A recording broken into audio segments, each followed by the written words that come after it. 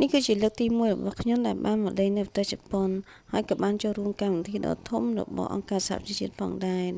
ហើយនៅក្នុងដំណើរកម្សាន្តនេះខ្ញុំបានចូលរួមនិងបង្ហាញដល់អ្នកនរគ្នាថាតើកម្មវិធីនេះនឹងដំណើរការយ៉ាងដូចម្តេចសូមអ្នកនរគ្នាតាមដានជាមួយខ្ញុំជាបន្តទៀតនេះដើម្បីទទួលបាននូវអ្វីដែលថ្មីដែលនេះខ្ញុំចែករំលែកសូមអ្នកនរគ្នាមេត្តាជួយចុច like ហើយនិង follow និង subscribe នៅ channel របស់ខ្ញុំម្នាក់មួយផងសូមអរគុណដោយដែលអ្នកទាំងអស់គ្នាបានឃើញពីវីដេអូទី1របស់ខ្ញុំហើយបានបង្ហាញអំពីការធ្វើដំណើរពីភ្នំពេញរហូតមកដល់ប្រទេសជប៉ុននេះហើយនេះគឺជាថ្ងៃដែលទៅចូលរួមនៅក្នុងវេទិកាអភិបាលកិច្ចអ៊ីនធឺណិតនៅក្នុងប្រទេសជប៉ុនដែលរៀបចំឡើងដោយ UN ផងដែរហើយមុនពេលដែលចូលនេះគឺគេមាននឹងកាដូសម្រាប់ឲ្យយើងបន្តិចបន្តួចដោយតែខ្ញុំបានបង្ហាញនេះប៉ុន្តែនៅមានច្រើនជាងនឹងតិចទៀតដោយសារតែខ្ញុំបានបង្ហាញគ្រាន់តែបង្ហាញរបស់ធំតែមួយចំនួនតែប៉ុណ្ណោះក្នុងការចូលរួមនេះមុនពេលដែលយើងចូលដល់គឺមានការយាមនិងការពិនិត្យមើលយ៉ាងតឹងតែងក៏ដូចជា scan នៅខ្លួនយើងដែលមុនពេលដែលចូលរួមនេះផងដែរគឺមានការពារសុវត្ថិភាពយ៉ាងហ្មត់ចត់ផងដែរហើយនេះគឺជាការចូលរួមទៅតាមការទទួលយកចំណេះដឹងដូចជាព័ត៌មានតកតងនឹងរឿងវេទិកាវិបាលកិច្ចនេះហើយដើម្បីឲ្យជាជនក៏ដូចជាអ្នកដែលចូលរួមតាមបណ្ដាប្រទេសផ្សេងមានការយល់ដឹងបន្ថែមទៀតក្នុងការប្រើប្រាស់ក៏ដូចជាការទាញយកផលប្រយោជន៍និងការការពារខ្លួនផងដែរដើម្បីឲ្យមានសុវត្ថិភាពជាពិសេសគឺសម្រាប់ក្មេងៗតែម្ដងហើយចំណែកសាស្ត្រាចារ្យមកពីសាលាប្រទេសជប៉ុនក៏បានចូលរួមក្នុងកម្មវិធីផងដែរក៏ដូចជាបង្ហាញពីសមិទ្ធផលរបស់សាលារៀនរបស់ខ្លួនក៏ដូចជាប្រទេសជប៉ុនផងដែរដើម្បីបង្ហាញទៅដល់ពិភពលោកក៏ដូចជានៅក្នុងអ្នកដែលចូលរួមមកពីបណ្ដាប្រទេសផ្សេងៗនេះនៅក្នុងការចូលរួមនេះគឺមានបរិវេណនិងបន្ទប់នឹងច្រើនហើយក៏មានការរៀបចំផ្លែផ្សេងគ្នាផងដែរហើយកន្លែងខ្លះគឺលក្ខណៈ formal ខ្លាំងមែនតែម្ដងពេលដែលខ្ញុំចូលទៅគឺមានអន្តរវ៉ោលក្ខណៈមួយជាលក្ខណៈអន្តរជាតិដែលយើងតែសម្រាប់ខ្ញុំផ្ទាល់គឺជាលើកទី1ផងដែរគឺខ្ញុំមានអារម្មណ៍ថារំភើបដូចជាសប្បាយចិត្តនឹងមើលពីការរៀបចំនិងការចូលរួម protocol របស់គេផងដែរមើលទៅគឺត្រូវបានល្អហើយបន្ថែមពីលើនោះផងដែរគឺមាន topic ផ្សេងនិងម៉ោងផ្សេងជាច្រើនដែលយើងអាចចូលរួមគឺមានរយៈពេលជាច្រើនថ្ងៃផងដែរពេលនេះគឺជា topic ផ្សេងទៀតអាចអ្នកជនជាតិបរទេសផ្សេងទៀតដែលគាត់បានបង្ហាញផងដែរពីប្រទេសផ្សេងហើយនេះគឺជា menu សម្រាប់អាហារពេលថ្ងៃត្រង់ដែលខ្ញុំចូលរួមនៅថ្ងៃនោះដែលមានដាក់នៅក្នុងនេះថាតើយើងចង់បានជាប្រភេទអាហារមួយណាគឺយើងអាចយកបានដែលគេចែកឲ្យយើងញ៉ាំតែម្ដងហើយមិនមែនខ្ញុំញ៉ាំទាំង3ឈុតនេះទេប៉ុន្តែខ្ញុំមានមិត្តភក្តិខ្ញុំអញ្ចឹងក៏យកម្នាក់មួយឈុតផ្សេងគ្នាក៏ថតមើលថាមានឈុតផ្លែមុខនោះញ៉ាំដូចម្ដេចខ្ញុំបន្ទាប់មកពេលដែលម៉ោងសម្រាប់ខ្ញុំក៏បានមកចូលមើលស្តង់នៃការតាំងពិព័រណ៍របស់គេក៏បានថតរូបពាក់សម្លៀកបំពាក់ប្រពៃណីរបស់ជនជាតិជប៉ុននិងថតជាមួយកញ្ញាជនជាតិជប៉ុននេះខ្ញុំមើលទៅគាត់ប្រហែលជាជាប់នៅក្នុងកម្មវិធីអីមួយហើយឃើញថាគាត់ពិតជាសស្អាតពេលដែលពាក់ដូច្នេះខ្ញុំមានអារម្មណ៍ថាប្លែកហើយនឹងថ្មីក៏ដូចជាយល់ដឹងពីវប្បធម៌គេថាមួយកម្រិតតាមទៀតផងហើយនេះគឺជាតែបៃតងជាពិសេសគឺមាននំតែម្ដងពេលដែលយើងញ៉ាំទៅគឺមានអារម្មណ៍ថាប្លែកហើយឆ្ងាញ់តែម្ដងហើយនេះគឺជាទិដ្ឋភាពនៅខាងក្រៅហើយមិនកំពុងតែភ្លៀងពេលហ្នឹងខ្ញុំឃើញមានអ្នកការពារដែលគាត់ឈរហាភ្លៀងផងដែរពិតជាស្កត់សរសើរគាត់ខ្លាំងមែនតើបន្ទាប់មកខ្ញុំក៏បានឃើញតុក្កតាដែលគេបានបង្ហាញធ្វើឲ្យយើងប្លែកនិងតាក់ទាញចំណាប់អារម្មណ៍យើងបន្ថែមទៀតនៅពេលដែលយើងកំពុងតែចូលរួមនេះផងដែរមកទៅតុក្កតានេះពិតជារស់រាយមែនតែនហើយម្នាក់ពិតជាចូលចិត្តថតទៅលេងជាមួយតុក្កតានេះខ្ញុំអត់ដឹងថាតារូបតុក្កតានេះនៅតែជប៉ុនដំណើរអ្វីទេតែអ្នកនរគ្នាដឹងដែរឬទេបើដឹងសូមជួយ comment ប្រាប់ផងបន្តទៀតខ្ញុំក៏បានចូលរួមក្នុងការស្ដាប់នៅសិក្ខាសាលា topic ផ្សេងទៀតដែល interesting ផងដែរនៅក្នុងនេះគឺការរៀបចំគឺផ្សេងគ្នាដោយតែអ្នកនរគ្នាបានឃើញដូចនេះផងដែរហើយមើលទៅកន្លែងនេះដូចជា formal ខ្លាំងមែនទែនមាន journalist ហើយនឹងអ្នកតែគាត់មានឋានៈទូនាទីធំចូលរួមបន្តមកទៀតខ្ញុំក៏បានចូលរួមមើលការបង្ហាញពីការធ្វើតែរបស់ប្រទេសជប៉ុនដែលមើលទៅមានការធ្វើដល់ជិតចង់នឹងពីរបៀបរបបពីប្រពៃណីផងដែរក្នុងការរៀបចំទុកដាក់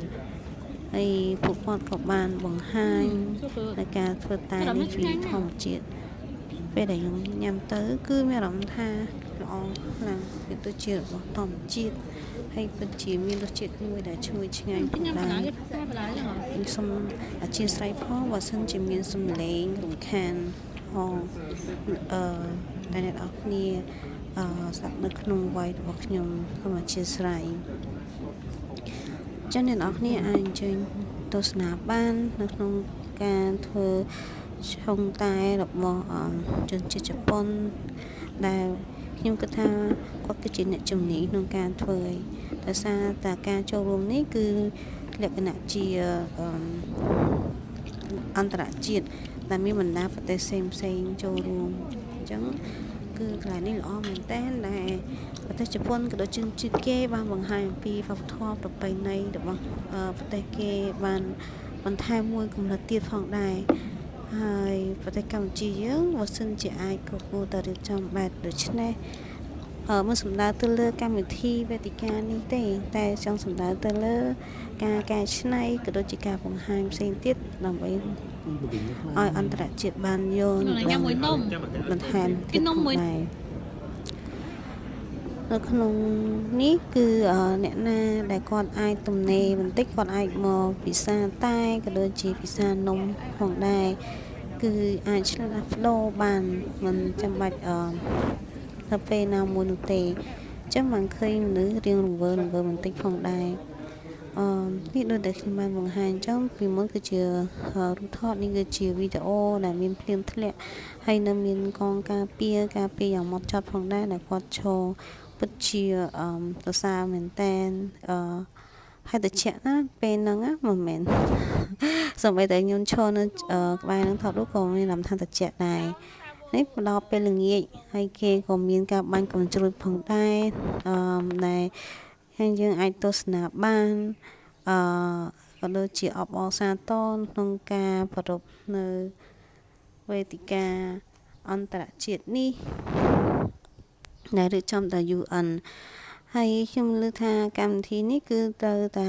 សហការជាមួយខាងរាជរដ្ឋាភិបាលដល់ប្រទេសជប៉ុនផងដែរដើម្បីរៀបចំកម្មវិធីនេះហើយវេទិកាអភិបាលកិច្ចអ៊ីនធឺណិតនេះគឺដូចជាមានទៅតាមប្រទេសផ្សេងនៅផ្លាស់ប្ដូររៀងរាល់ឆ្នាំផងដែរដែលមានកិច្ចសហការជាមួយនឹងរដ្ឋាភិបាលក៏ដូចជាខាងក្រសួងដែលពាក់ព័ន្ធផងដែរការបាញ់កំជ្រួចនេះមានរយៈពេលរៀងយូរបន្តិចដែរអញ្ចឹងខ្ញុំគិតថាគេប្រហែលជាបាញ់ច្រើនគ្រាប់ផងដែរហើយមុនពេលដែល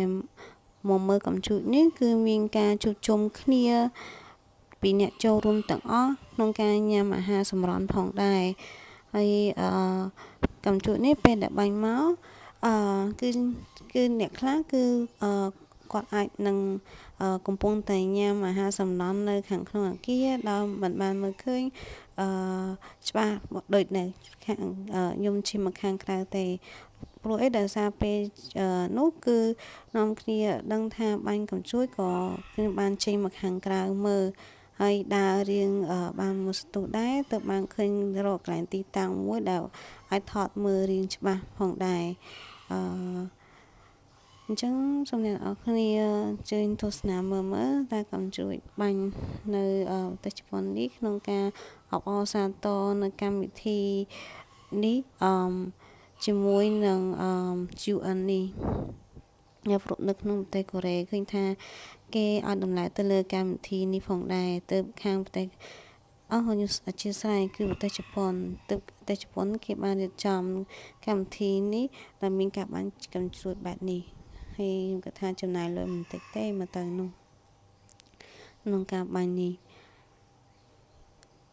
ព ពេលនោះដែរដូចមានអារម្មណ៍ថាចូលមើលរីករាយព្រោះមិនងាយមានឱកាសក្នុងការចូលរួមកម្មវិធីធំបែបនេះអ្នកគណៈស្តង់ដាហើយក៏ដូចចូលទៅរៀងតិចផងដែរហើយនេះគឺជាកន្លែងដែលខ្ញុំនឹងរៀបចុះទឹកវិញដើម្បីជីតែភ្លើងត្រឡប់ទៅ